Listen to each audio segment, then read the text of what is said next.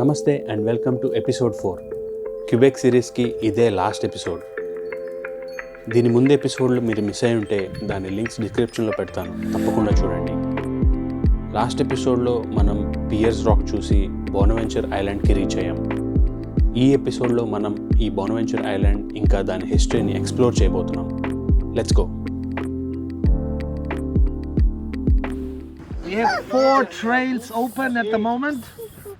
You can see here it's the Sentier de Mousse. This is for me the most beautiful one to go up 75 minutes, about 3.5 kilometers. We have here the most so present time 10:20 అయింది. ఇక్కడికి ఐలాండ్కి వచ్చి ఒక 10 minutes అయిందనమాట. ఇప్పుడు చాలా పెద్ద hike ఉందన్నమాట. ఇప్పుడే ఒక చిన్న ఇంట్రడక్షన్ కూడా ఇచ్చారు. సో వాళ్ళ ప్రకారం ఏంటంటే మనకి ఇక్కడ 4 ట్రైల్స్ ఉన్నాయి, బట్ వాటిలో మన ఇష్టం లైక్ ఏ ట్రైల్ తీసుకోవాలనేది.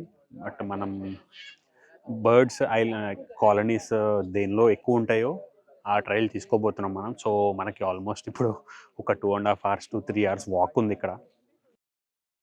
చూద్దాం ఎన్ని డిఫరెంట్ బర్డ్ స్పీషీస్ కనపడతాయో.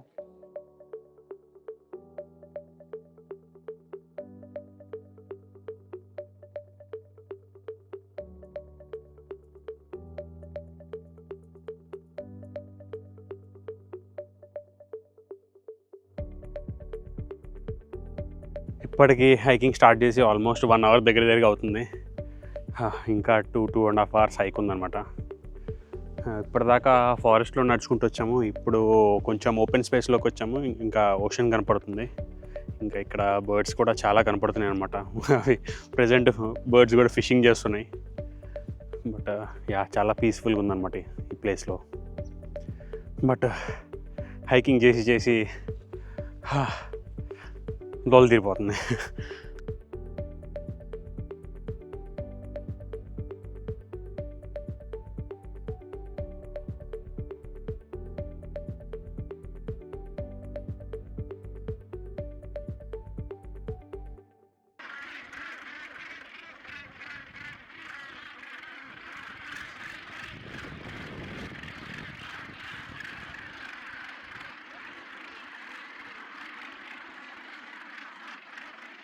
ఫైనల్గా ఒక 3 kilometers హైక్ చేసి ఈ బర్డ్ కాలనీ దగ్గరికి వచ్చాము. ఇక్కడ చాలా నాయిసీ ఉంది ఆ బర్డ్స్తో. అండ్ బట్ బర్డ్స్ అయితే చాలా బ్యూటిఫుల్ ఉన్నాయి. ఈ బర్డ్స్ స్పీషీస్ పేరు గ్యానెట్స్. సో ఇంకొక 2 monthsలో ఇవి యుఎస్లోని నార్త్ క్యారోలినా వెళ్ళిపోతాయి. సో నార్త్ అమెరికాలో ఈ శాంక్చురీ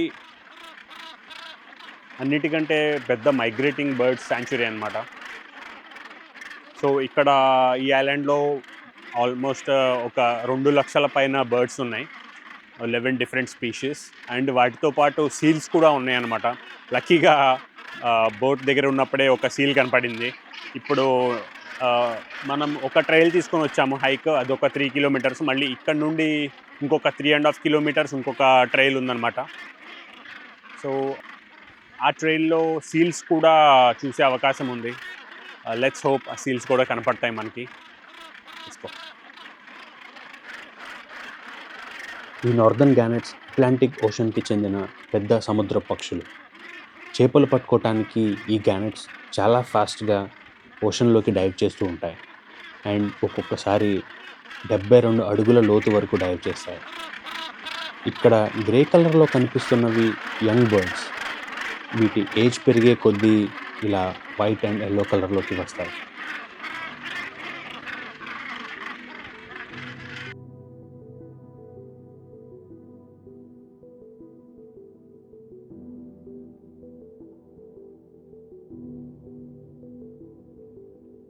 కొంచెం హైక్ చేసిన తర్వాత ఇక్కడ 2 డిఫరెంట్ బర్డ్ స్పీషీస్ కనిపించాయి.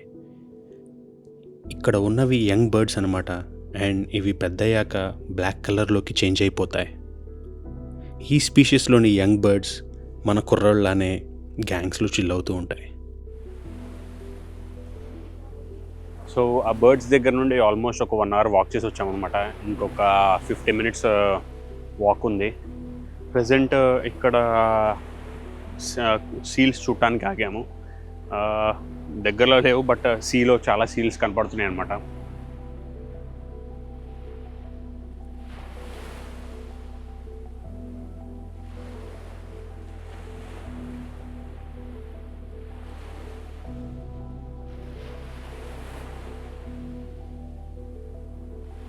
ఇక్కడ నుంచొని మంచిగా ఈ అలల సౌండ్ వింటూ చాలా ప్రశాంతంగా ఉందన్నమాట. ఇప్పటిదాకా చెమటలతో చచ్చిపోయాము, ఇప్పుడు కొంచెం ఫ్రెష్ ఎయిర్ వస్తుంది. ఇంకా ఇక్కడ నుండి 3 o'clockకి మాకు ఫెర్రీ రిటర్న్ ఉంది. సో ఆ టైంలోపు రిటర్న్ అయిపోవాలి, ఎందుకంటే అక్కడ నుండి మళ్ళీ కార్ దగ్గరికి వెళ్ళి ఈరోజే స్టార్ట్ అయ్యి రిటర్న్ వెళ్ళిపోతాం టొరంటో. ఆల్మోస్ట్ ఒక 15-16 hours డ్రైవ్ ఉందన్నమాట ఇక్కడ నుండి. సో డైరెక్ట్ ఇక్కడ నుండే నాన్ స్టాప్ వెళ్ళిపోదామనే ప్లాన్లో ఉన్నాం. చూద్దాం ఏం జరుగుతుందో. బోనవెంచర్ ఐలాండ్ జస్ట్ బర్డ్స్ కోసం ఫేమస్ కాదు. 1971 వరకు ఇక్కడ జనాలు కూడా ఉండేవాళ్ళు. 1790sలో ఐర్లాండ్ నుండి కొంతమంది వచ్చి ఇక్కడ ఫస్ట్ సెటిల్ అయ్యారు.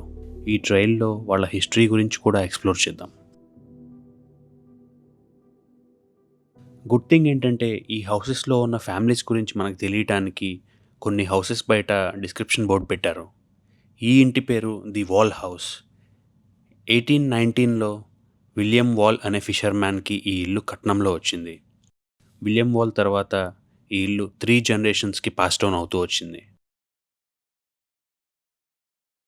ఇప్పుడే డాక్ దగ్గరికి మళ్ళీ రిటర్న్ వెళ్తుండగా ఇక్కడ కొన్ని ఇల్లులు ఉన్నాయన్నమాట, లైక్ అబాండన్డ్ హౌసెస్. ఈ హౌసెస్ ఏంటంటే ఒకప్పుడు ఇక్కడ 36 ఫ్యామిలీస్ ఉండేవాళ్ళు. ఈ ఐలాండ్ని బర్డ్ శాంచురీగా డిక్లేర్ చేసిన తర్వాత వాళ్ళు ఇక్కడ నుండి వెళ్ళిపోవాల్సి వచ్చింది. సో మనం ప్రెజెంట్ అలాంటి ఒక ఇంట్లో ఉన్నాం. సో ఈ ఇంటిని ఏంటంటే ఈ పార్క్ వాళ్ళు, ఈ శాంచురీ వాళ్ళు విజిటర్స్ వచ్చినప్పుడు లైక్ కాసేపు రిలాక్స్ అవ్వడానికి ఇలా బెంచెస్ వేసి మరి ఓల్డ్ స్టఫ్ మొత్తం క్లియర్ చేశారు. గుడ్ థింగ్ ఏంటంటే ఈ శాంచురీ వాళ్ళు లైక్ ఈ హౌసెస్ని డిస్ట్రాయ్ చేయకుండా ఇలాగే ప్రిజర్వ్ చేసి ఉంచారనమాట. సో ఒక లాస్ట్ 10 minutes నుండి ఈ ఇంట్లో ఇలాగే కూర్చొని ఉన్నాను అనమాట. ఇక్కడ నుండి చూస్తుంటే ఓషన్ మాత్రం చాలా బ్యూటిఫుల్గా ఉంది. సో ఈ హౌసెస్ని టూరిస్ట్ కోసం ప్రిజర్వ్ చేసి ఉంచారనమాట, ఎందుకంటే లైక్ ఆ ఫ్యామిలీస్ ఇక్కడ ఉండేటప్పుడు వాళ్ళు ఇక్కడ ఎలా ఉండేవాళ్ళు అలా మనకి తెలియటానికి. ఇంకొక 15-20 minutes వాక్ చేసి బోట్ దగ్గరికి వెళ్ళాలి. ప్రజెంట్ టైం 2 o'clock అవుతుంది, మనకి 3 o'clockకి ఫెరీ ఉందన్నమాట రిటర్న్. ఇంకా వెనుక ఇంకొక హౌస్ ఉండే, బట్ అది దీంతో కంపేర్ చేస్తే అది ఇంకొంచెం చిన్న హౌస్, బట్ అది లాక్ చేసి ఉందన్నమాట. ఇది మాత్రం ఇలా విజిటర్స్కి అన్లాక్ చేసి ఉంది, విజిటర్స్ వచ్చి చూడటానికి.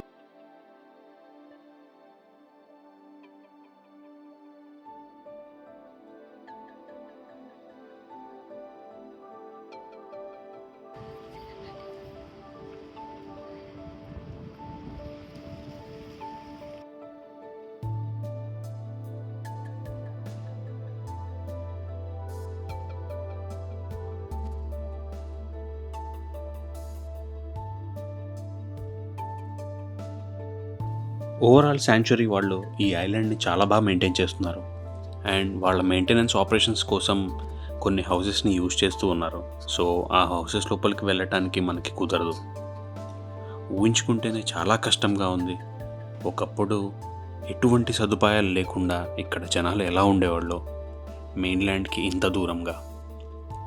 ఇంకా ఇక్కడి వింటర్స్ అయితే ఊహించుకోవటం కూడా ఇంపాసిబుల్.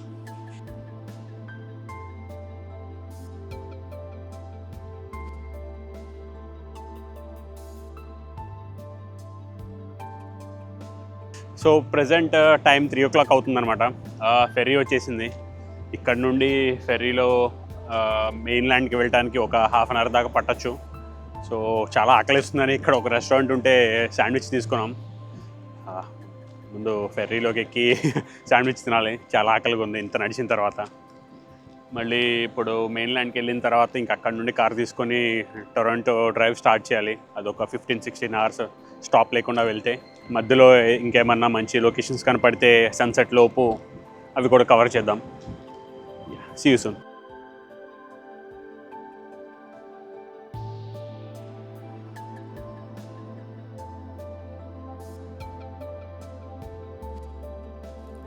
మెయిన్ల్యాండ్కి వచ్చి ఇప్పుడే టొరంటోకి స్టార్ట్ అయ్యాం. ఓవరాల్ ఈ క్యూబెక్ ట్రిప్ చాలా స్పెషల్, ఎందుకంటే ఇది నా ఫస్ట్ వ్లాగింగ్ ట్రిప్. ఏమైనా సజెషన్స్ ఇంకా ఫీడ్బ్యాక్ ఉంటే తప్పకుండా కామెంట్ చేయండి. ఈ వీడియోని లైక్ చేసి మీ ఫ్రెండ్స్ ఇంకా ఫ్యామిలీతో షేర్ చేయడం మర్చిపోవద్దు. Thanks for watching. See you guys on my next trip.